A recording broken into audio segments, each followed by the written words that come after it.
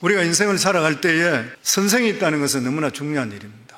선생은 우리보다 이 세상에 먼저 살면서 좋은 것 그리고 나쁜 것을 경험해 본 그런 사람들입니다. 그들은 선맛 단맛을 다 경험해서 마지막 남기는 한마디의 말들, 그것은 바로 그들의 삶의 모든 삶과 인격이 요약되어 있습니다. 만약 그것을 우리가 제대로만 받아들이게 된다면 우리 인생에서 몇십 년의 시간을 벌 수 있게 되는 것이에요. 어느 사람이 담배를 피워서 폐암이 걸렸습니다. 이 아버지는 아들들과 그리고 또한 사위들을 다시 불러서 너희들은 절대 담배 피우지 말라. 나는 처음에 담배 피우는 것을 우습게 생각했다. 근데 이 흡연이 발전해서 폐암이 될 줄은 내가 몰랐다. 그리고 이전에는 폐암으로 결국 죽게 되었는 것이다. 그러면서 너희들은 절대로 담배를 피우지 말라. 이렇게 유언을 남겼습니다. 이처럼 먼저 겪었던 사람, 먼저 겪은 선생들, 이러한 경험들은 우리 삶 속에 교과서가 되는 것이죠.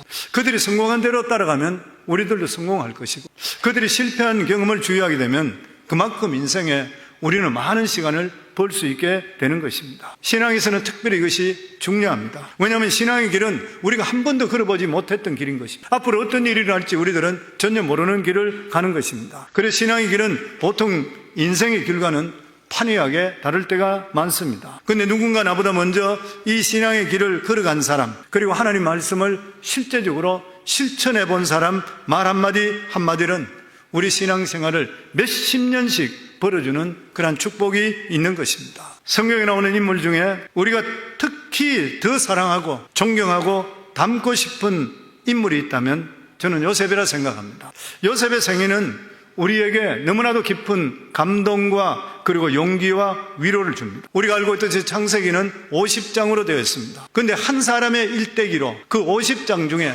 천지가 창조되고 아브라함부터 온갖 이야기들이 다 있는데 한 사람의 이야기로 10석장이나 할애했습니다. 그리고 창세기의 마지막을 요셉의 죽음으로 마치게 됩니다. 그만큼 요셉은 하나님께 중요하게 생각하시고 또 요셉을 통해 하나님께 우리에게 주시는 교훈이 있는 것입니다. 요셉은 우리와 똑같이 고난과 시련과 위기를 많이 겪었지만 그는 하나님을 절대 원망하지 않았습니다. 요셉은 어떤 상황 속에서도 하나님 이럴 수가 있습니까? 이런 원망을 한 적이 없습니다. 그리고 조상도 탓하지 않고 남도 탓하지 않았습니다. 요셉은 그의 인생은 한마디로 표현한다면 최악의 운명에서 최선으로 바꾼 사람이라 이렇게 이야기할 수가 있습니다. 특별히 요셉의 인생의 위대한 것은 자기를 종으로 팔았던, 자기를 어렵게 했던 그런 사람들을 미워하지 않았다는 것이고, 그렇게 승리했기 때문에 우리가 요셉을 보면서 예수님의 모습을 발견하게 되는 것입니다. 그동안 수개월 동안 창세기를 강의했습니다. 오늘은 창세기 마지막 장으로 믿음의 클라이맥스, 요셉의 용서, 요셉이 어떻게 용서했는가, 여기에 대한 말씀으로 이 창세기를 매듭을 지었는데 그 말씀을 우리가 보기를 원합니다. 오늘 본문은 과거의 두려움에 자기들이 잘못해서 요셉을 팔아버렸으니까 과거의 두려움에 묶이는 형들을 요셉이 위로하고 용서하는 그런 내용입니다. 한때 한국과 그리고 일본은 과거사 청산 관계 때문에 양국 관계가 한 발자국도 나갈 수 없었던 적이 있습니다. 앞으로 새로운 정권이 들어오기 때문에 앞으로 어떻게 될지는 모르겠지만, 그리고 새로운 정권이 들어올 때마다 과거 청산에 묶여서 정치가 한 발자국도 나가지 못하고 머물러 있는 모습들을 볼 수가 있었습니다. 그래서 어떤 기사에 보면은 세계적으로 대통령들마다 감옥에 들어가는 비극이 계속되는 나라는 한국이라고 그랬어요. 어느 기사에는 정치 보복 문화로 말미암아 한국을 대통령들의 무덤이라 이렇게까지 평하고 있었습니다. 성경을 보면은 요셉이야말로 과거를 청산하더라 한평생을 보낼 수밖에 없던 그런 불행한 사람이었습니다. 그들의 형들의 미움을 받아서 외국의 노예로 팔려갔습니다. 그리고 젊은 시절은 노예로 보냈습니다. 그것도 단순한 노예가 아니라 억울한 누명을 뒤집어쓰고 감옥에 들어가서 죄수들의 노예가 또한 되었습니다. 요셉이 이렇게 불행해진 이유가 어디에 있는 것이요? 형들 때문입니다. 그런데 요셉은 결코 과거에 살지를 않았던 것이, 그는 형들의 잘못을 깨끗이 용서했습니다. 만약에 요셉이 형들의 잘못을 용서하지 않았더라면 그는 한 발자국도 나갈 수가 없었을 것이에요. 자기를 미워해서 죽이려고 했던 형들에 대해서 계속 원한을 품고 있다면 그 과거가 이 사람에게는 족쇄가 되어서 비전도 미래도 하나님의 약속도 다 사라져 버리고 말았을 것입니다. 그런데 요셉은 형들을 용서했습니다. 그러나 그 형들은 그렇지를 못하고 과거에 묶여 있었습니다. 오늘 15절에 17절에 보면 요셉의 형제들이 그들의 아버지가 죽었음을 보고 말하되 요셉이 혹시 우리를 미워하여 우리가 그들에게 행한 모든 악을 다 갚지나 아니할까 하고 요셉에게 말을 전하여 이르되 당신의 아버지가 돌아가시기 전에 명령하여 이르시기를 너희는 이같이 요셉에게 이르라 내 형들이 내게 악을 행하였을지라도 이제 바라건대 그들의 허물과 죄를 용서하라 하셨나니 당신 아버지의 하나님의 종들인 우리 죄를 이제 용서하소서 하며 요셉이 그들이 그에게 하는 말을 들을 때에 울었더라. 아버지 야곱이 죽을 때 형들은 요셉이 과거의 일로 자신들에게 보복하지 않을까 두려워서 하고 있습니다. 아버지의 그 옛날의 유언을 생각하며 자기들 용서해달라. 그래서 사람을 보내서 요셉에게 화해를 요청합니다. 당시만 하더라도 아버지가 살아있는 동안은 형제들끼리 복수를 하지 않았다는 것이에요. 기다렸다는 것입니다. 그러나 아버지의 장례가 끝나게 될 때는 그 후에 형제간에도 피비린다는 사륙전이 벌어졌다는 것입니다. 야곱이 죽은 후에 형제들이 이 점을 염려해서 요셉에게 자기들을 용서해달라고 강구하는 것이에요. 요셉은 이미 오래전에 형제들 용서했습니다. 그러니까 이 형제들이 가나안에서 애굽으로 들어간 지가 17년 된, 이렇게 17년이라는 세월이 흘렀는데도 불구하고 형들은 아직까지도 과거사가 정리되지를 않았던 것이에요. 실제적으로 남을 용서한다는 건 결코 쉽지 않습니다. 실제 야곱의 형 에서는 야곱이 장자권을 팥죽 안거리에서 팔고 아버지를 속여서 장자의 축복을 받은 것을 알고 야곱을 그토록 미워했지만 아버지 이삭이 살아있기 때문에 죽이지 않았습니다. 그렇지만은 이것은 참고 있었다는 그런 말인 것이지 용서했다는 말은 아닌 것이에요. 그러다가 야곱이 야반도주하게 되고 20년 만에 돌아올 때는 다리를 저는 장애인이 되돌아오는 그 모습을 보고 그때서 비로소 동생을 용서합니다. 그러니까 이만큼 용서가 어렵다고 하는 것이, 성경에 보면은 기드온이 아들이 70명이었습니다. 본처에 난 자식도 있고 첩에서 난 자식도 있는 거예요. 이렇게 많은 자식들이 있었는데 그 중에 첩의 아들 중에 아비멜렉이라고 있었어요. 이 아비멜렉은 아마 자라면서 본처의 아들로부터 많은 서름을 받았는가 봐요. 기드온이 살아있을 때는 잠잠했습니다. 근데 아버지 기드온이 죽게 되자 하루아침에 전부 한 자리에 불러 모아서 70명의 형제들, 아들들 다 죽여버렸습니다. 형들은 요셉이 자기에게 대하여 아무 반응을 하지 않게 될 때에 아버지가 살아있기 때문에 참는 것이지 자기들을 용서한 것이 아니라 그렇게 생각했습니다. 그래서 아버지가 죽게 되면은 하루아침에 자기들을 전부 다 잡아서 무슨 피해 복수가 일어날까 두려웠던 것이에요. 그리고 마침내 아버지 야곱이 죽은 후에 두려움에 떨고 있는 일은 요셉에게 사람을 먼저 보내서 화해를 요청합니다. 그런데 화해를 청했다는 이 말을 들은 요셉은 그 말을 듣고 나서 울었습니다. 왜 울었는 것입니까? 자신은 이미 끝난 문제인데 이 형들은 거기에 해방되지 못해서 두려움과 공포에 떨고 있었기 때문인 것이에요. 오늘 이 말씀을 통해서 우리가 몇 가지 생각해 볼 것이 있습니다. 첫째 뭐냐면은 형들이 왜 불안해졌는가? 믿음이 없어서 그렇습니다. 믿음이 부족했기 때문인 것이에요. 우리 삶 속에도 마찬가지로 믿음이 떨어지면 떨어질수록 우리 속에는 세상이 다가오게 되어 있습니다. 불안이 우리 속에 몰려오게 되어 있는 것이에요.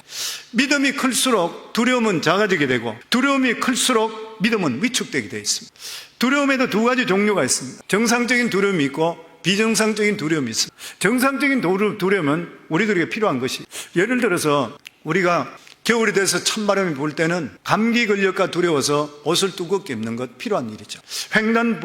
횡단도로를 건너갈 때에 자동차의 치익가에서 우리가 좌우를 살펴보고 두려움을 느끼고 조심하는 것, 우리 삶에 꼭 필요한 이러한 두려움입니다. 그런데 비정상적인 두려움, 아무 일도 일어나지 않는데도 불구하고 내가 그냥 불안한 것이에요. 그 일이 생기지 않는데도 불구하고 염려, 걱정하는 것입니다. 형들이 지금 이러한 것이에요. 아직까지 아무 증상이 없는데도 불구하고 자기들이 지뢰에 겁을 내는 것이에요. 우리도 삶 속에도 보면 많은 사람들이 조금만 아프면 내가 암에 걸린 것이 아닌 것인가? 내가 이러다가 많은 것은 아닌가? 우리 삶 속에 믿음이 있다는 것이 무엇인 것입니까? 하나님의 살아계심을 우리가 믿기 때문에 세상을 두려워하지 않고 하나님을 두려워하며 사는 거예요. 우리 삶 속에 하나님을 두려워하게 되면 세상은 두려워할 필요가 없는 것입니다. 아멘. 하나님을 그 대신에 두려워하지 않게 되면 세상을 두려워하고 마귀를 두려워하는 것이에요. 사람들은 그렇게 이야기합니다. 하나님 모르는 사람이 나는 하나님을 두려워하지 않고 내 마음대로 산다. 절대로 그렇지 않습니다. 그 사람들은 세상을 두려워하고 마귀를 두려워해요. 그렇기 때문에 자기들은 사주팔자를 보고 점을 치는 것이. 지난번 통계해 보니까 한국 전체 인구의 38.3% 지금도 점을 치러 간다고요. 예수 믿는 사람도 있다 그러니까. 가짜 믿는 사람이죠. 근데 이 점 치러 가는 사람들 중에서 블루 칼라가 30.2%, 화이트 칼라가 42.5%, 지식인이 더 점을 많이 본다. 점 치는 사람들은 마음속에 내일에 대한 두려움이 있기 때문인 것이에요. 하나님을 두려워하게 되면은 절대로 점을 치고 이렇게 할 수가 없습니다. 우리 인생에 살아가는 삶에 하나님만 두려워하게 될 때는 하나님께서 우리 삶을 책임져 줄 줄을 믿습니다. 그 형들은 하나님의 살아계심을 못 믿는 거예요. 여기까지 이끌어 주신 게 하나님의 뜻이라는 걸 믿을 수 없는 거예요. 그리고 또한 우리가 하나 다시 보게 되면은 어떤 중요한 전환점을 맞이할 때마다 과거의 상처가 있다면 발목을 잡는다는 것이죠. 썸뿌리게 이야기할 수 있죠.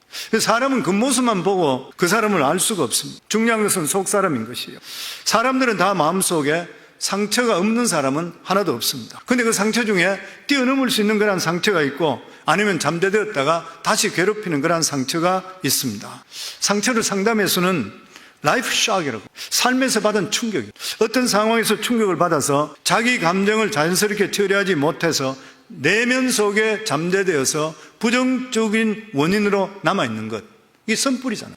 과거에 받은 나쁜 경험이 아직도 마음에 있어서 내 삶의 여정에 영향을 주는 것.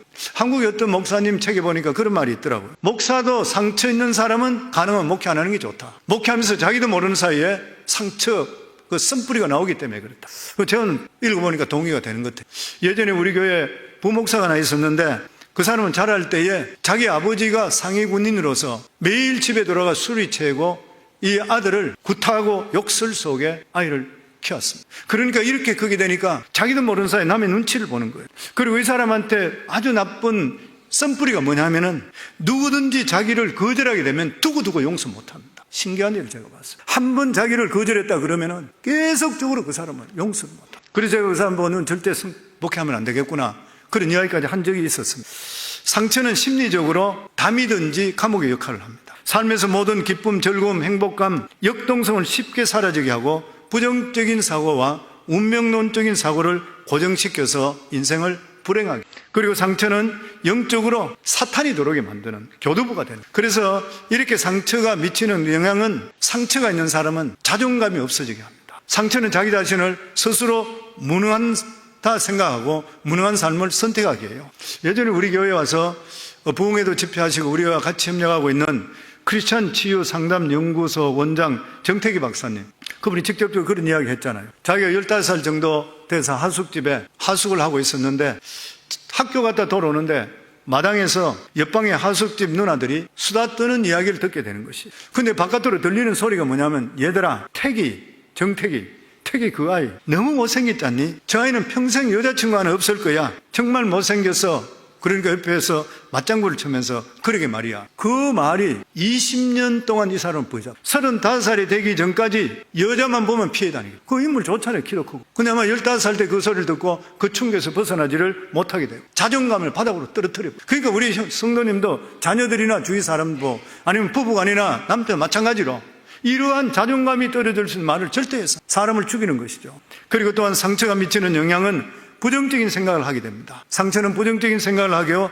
상처의 반복은 부정적인 성격으로 만들고 그것이 결과적으로 부정적인 삶으로 연결됩니다. 그래서 인생을 비관하고 탄식하고 살아가고 원망합니다. 내가 왜 이 가정에 태어났나? 왜 이 부모 밑에서 내가 태어나게 됐나? 하필 나는 왜 이런 배우자를 만나서 내가 이렇게 불쌍하게 살고 있는 것인가? 왜 나는 이런 환경 속에 사는 것인가? 뿐만 아니라 대인관계를 어렵게 합니다.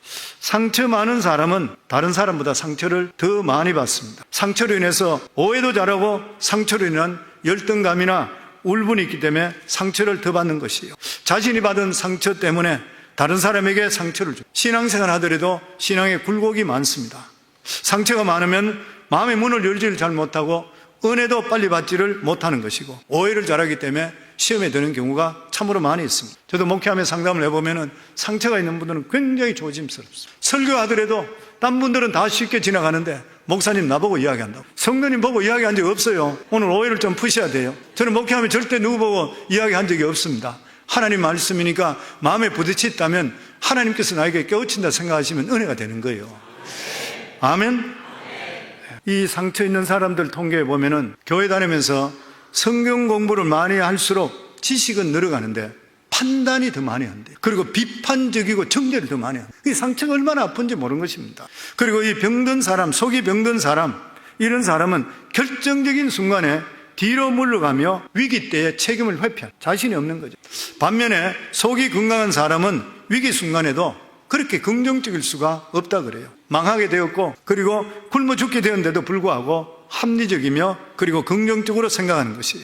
성도님, 똑똑하다고 위기 극복할까요? 안 그렇습니다. 똑똑하다고 극복하는 거 결코 아닌 것이에요. 누가 위기를 극복해요? 영혼이 건강한 사람이 극복합니다. 아멘.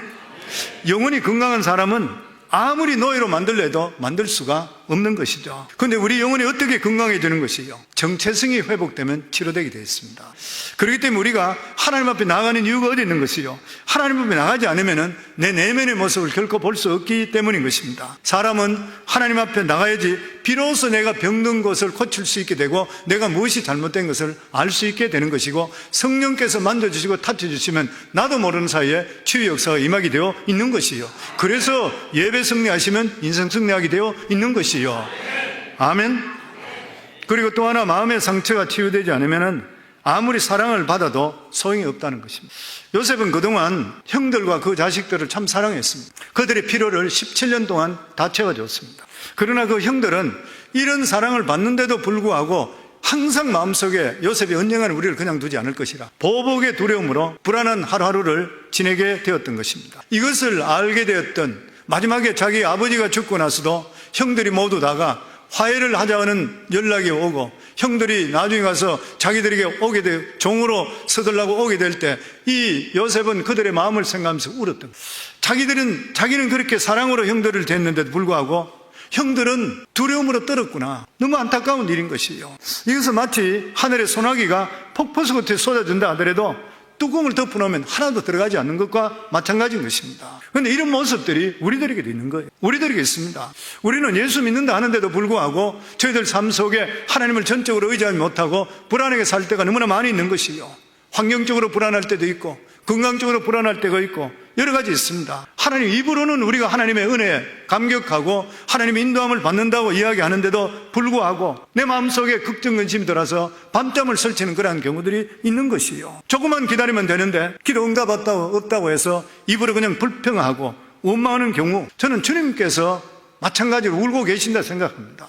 우리가 얼마나 믿음이 없고 연약한지 하나님께 조금만 응답이 늦어도 화를 내고 몸부림치는 이러한 모습, 우리들의 모습이 될 수가 있는 것이죠. 그러니까 저희들이 보면은 큰 소리 칠 게 하나도 없는 것이 그 형들의 모습이나 우리 모습이나 별로 차이가 없는 것이요. 이제 요셉의 형들은 이 문제를 놓고 서로 의논한 끝에 요셉을 직접 찾아가서 용서를 빌고 요셉의 종이 되겠다 그럽니다. 그게 18절의 말씀입니다.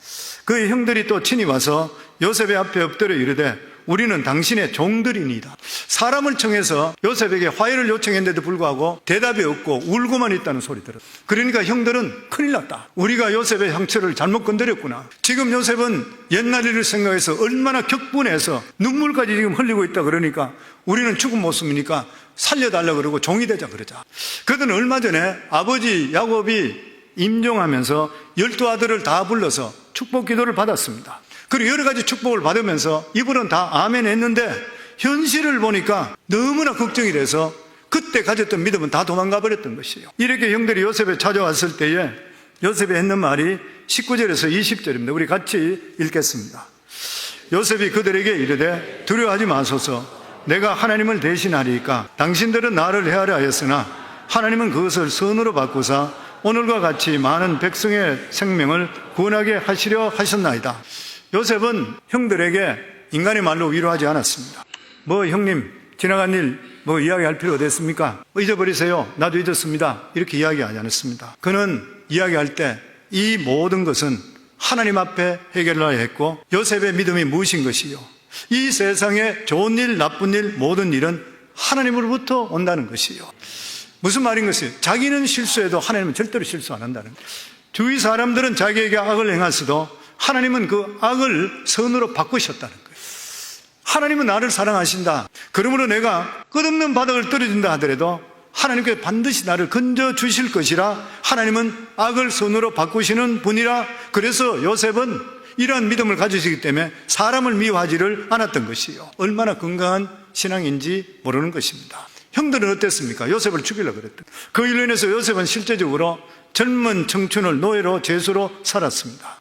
그런데 요셉은 이 모든 것까지도 하나님께서 자기를 통해 많은 사람을 구원하기 위한 과정이라 믿었던 것이요. 실제로 그 일을 통해 70명의 가족들이 그 기근 속에 가나안 땅으로 왔다가 수백만 명이 돼서 실제 이스라엘이 되게 했잖아요. 이 귀한 역할을 했던 사람이 요셉이, 이걸 요셉이 알았던 것이.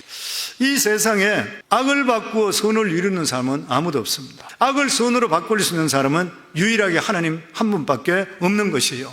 그래서 사도 바울은 로마서에서 우리가 하나님의 자녀 되었다는 것이 확실하면 우리 인생에 하나님께서 모든 것들을 합력해 선을 이루어 주신다, 이걸 깨달았게 됩니다. 그래서 로마서 8장 28절 우리 같이 읽지요.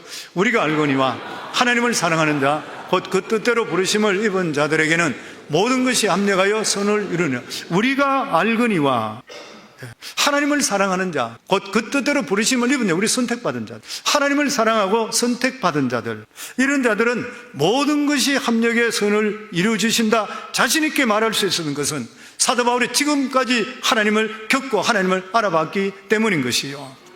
하나님을 사랑하고 범사를 그 뜻대로 사는 사람은 반드시 모든 일에 합력의 선을 이룬다는 긍정적인 삶을 살게 되어 있는 것이요.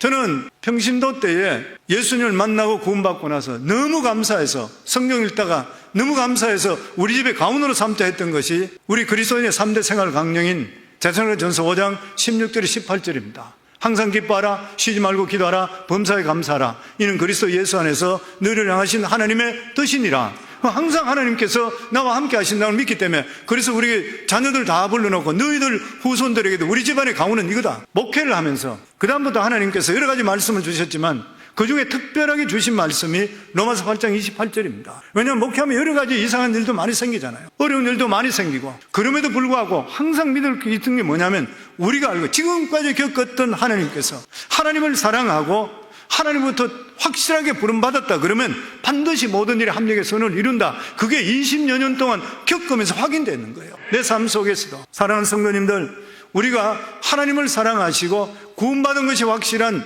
하나님의 택한 백성이라면은 궁극적으로 끝으로 가면은 모든 일에 합력에 선을 이루실 믿기를 주의 이름으로 축원합니다.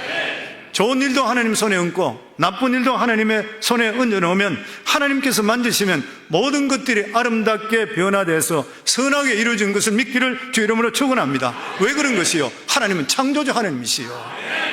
어떤 것이든지 토기장이 되신 하나님 손에만 간다면 하나님께 진흙을 빚으시고 이기셔서 멋진 토기로 만드시는 멋진 하나님이신 우리 아버지시라는 거예요.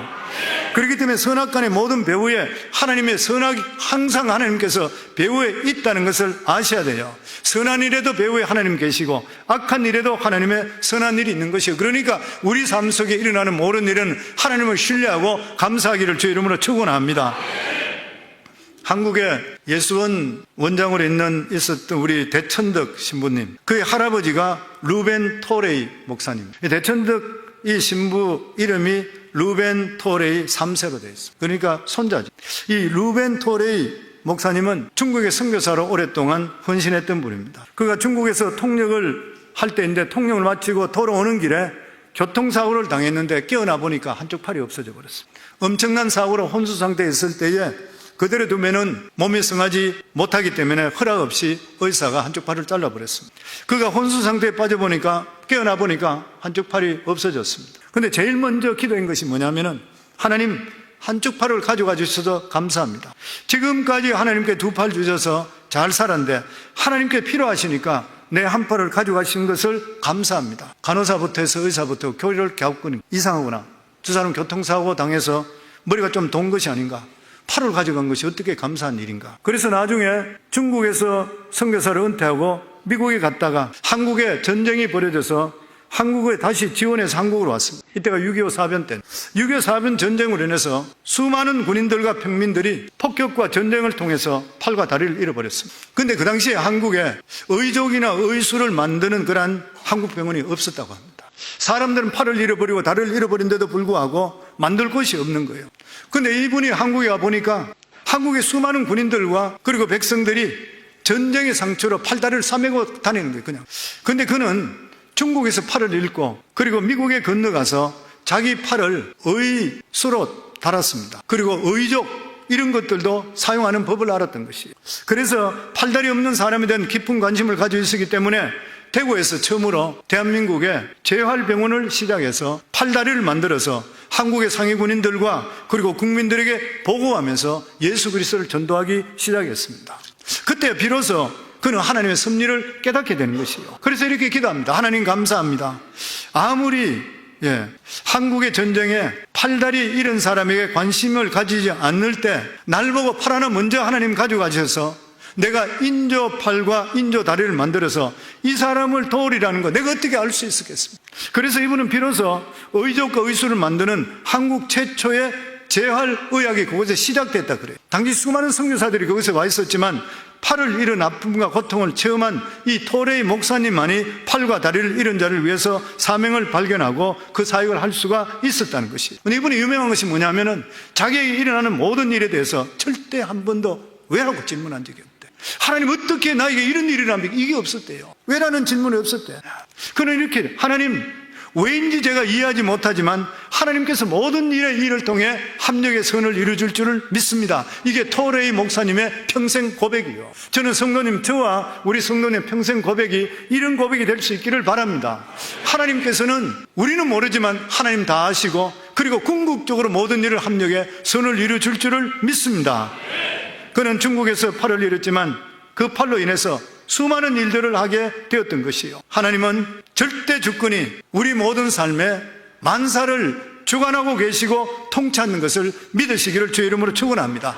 하나님은 좋은 일이나 나쁜 일이나 기쁜 일이나 슬픈 일이나 배후에서 역사하고 계시고 그리고 하나님을 의지하게 될 때는 우리 삶에 반드시 나타나는 것이 긍정적인 삶의 태도로 보여줄 수가 있어야 되는 것이에요. 하나님께 택한 자녀들은, 구원받은 자녀들은 우리 인생의 아름다운 수를 하나님께서 놓고 계십니다. 저는 저 같은 자가 어떻게 목사가 되는지 모른다 그랬잖아요. 어떻게 내 인생이 일로 올지 저는 꿈도 못 꿨던 일입니다. 우리 인생을 몰라요. 우리가 예수 믿고 나면 아무데나 모르는 것이. 우리 인생이 어려운 일 당하잖아요. 우리 사회에 보면은 수를 놓을 때 빨간색, 주황색, 노란색, 보라색 온갖 색들이 다 있습니다. 마찬가지로 우리 삶 속에 고난도 보면 색깔이 다 틀려요. 이런 일 저런 일 다 당하는 것이요. 근데 하나님께서는 그런 일에 개입하셔가지고 우리 삶 속에 수를 놓고 계셔요. 내가 삶 때는 빨간 그릇 고통당하고 힘들고 병들고 아니면 사업적으로 힘들고 가정적으로 힘들고 이런 여러 가지 있는 일이 우리 속에 생길 수 있어요. 근데 우리가 그냥 보면 몰라요. 근데 하나님은 지금 수를 놓고 계시기 때문에 우리는 뒷면을 보기에는 우리가 몰라요. 근데 언젠가 하나님께서 델로를 주실 때 보면은 모든 일에 합력의 선을 이루가 아름다운 우리 모습으로 바뀌어가는 그 모습을 하나님께 보여주시게 되어 있는 것입니다. 아멘. 우리 자신들을 돌아보면 아무 노력도 한 거 없는데 그저 하나님을 사랑하고 그리고 그 뜻대로 살려고 노력했는데 뒤돌아서 내 삶을 돌아보니까 내가 살아도 살 수 없는 놀라운 인생을 하나님께 살게 만들어 주시는 것이요. 배후에 계시는 하나님, 역사하시는 하나님, 하나님을 믿으시면 아멘 하시기 바랍니다. 아멘. 예. 이것은 바로 예수 그리스도께서 십자가에 달려서 우리 죄를 대속해 주심을 통해 받는 하나님의 자녀로서 받는 귀한 특권인 줄을 믿습니다.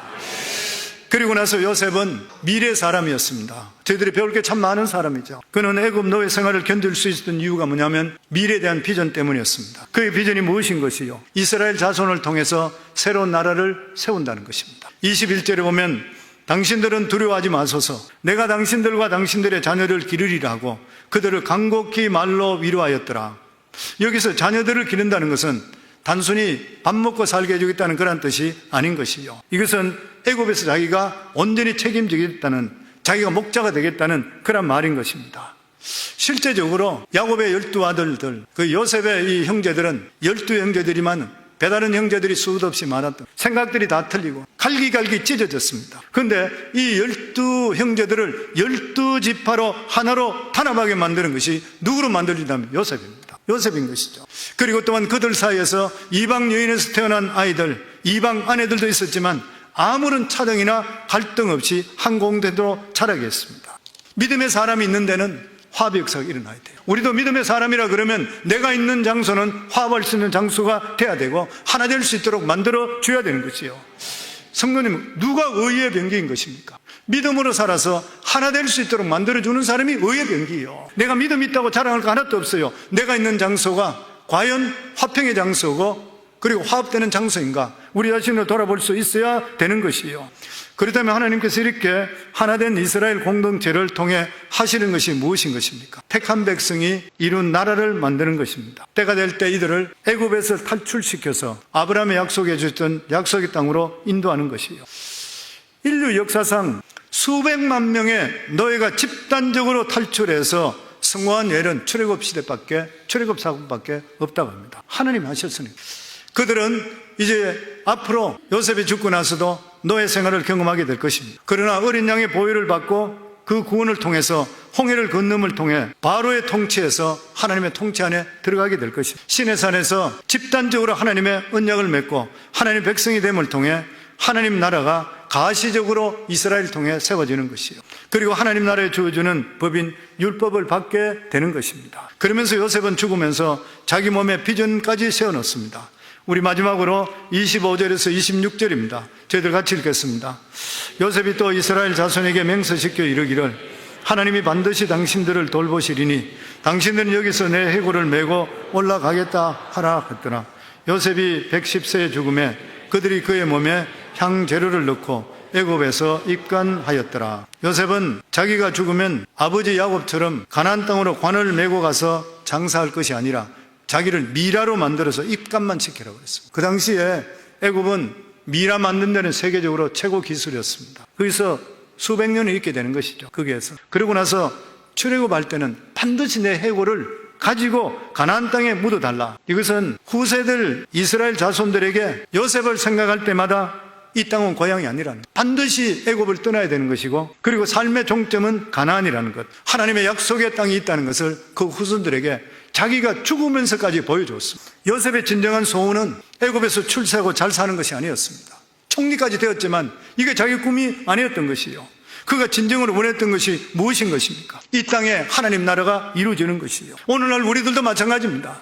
우리가 미국에 지금 살고 있는데 우리의 꿈이 아메리칸 드림이 돼서는 안 되는 것이에요. 아메리칸 드림이 되고 나서 남는 게 뭐가 있겠습니까? 나중에는 잘 먹고 잘 사는 것 밖에는. 우리가 예수 믿고 구원받은 하나님의 자녀들은 아메리칸 드림에서 가짜 드림, 하나님의 드림으로 바뀔 수가 있고 나를 통해 하나님이 무엇을 하신가 우리가 변화될 수가 있어야 되는 것이 그래야지 인생이 흠하지 않습니다. 우리를 구원해 주시고 여기까지 이끌어 주셨는데 나를 통해서 하나님께서 무엇을 원하실 것인가, 우리 자손들을 통해 무엇을 원하실 것인가, 이게 빠져버리고 잘 먹고 잘 사는 아메리칸 드림, 미국에 왔으니까 앞으로 여기서 잘 살고 잘 되고 이것만 생각하고 나면 그 다음에 뭐가 되겠습니까? 언젠가 주님 앞에 서게 되는, 하나님 앞에 뭐라고 우리가 이야기하겠습니까? 그런데 이렇게 위대한 족장 시대가 끝나고 하나님 나라가 이루어지는데 가장 중요한 기초가 뭐냐 하면은 요셉의 용서였습니다. 아마 이 세상에 가장 귀한 선물이라면은 다른 사람의 허물과 죄를 용서해 주시는 것, 그 잘못을 기억하지 않는 것입니다. 믿음 있는 것이 무엇으로 확인할 수 있어요? 믿음의 클라이맥스가 무엇인 것이에요? 용서입니다. 용서이죠. 절대 쉽지 않은 것이죠. 그런데 내가 믿음 있다 보여주는 게 뭐예요?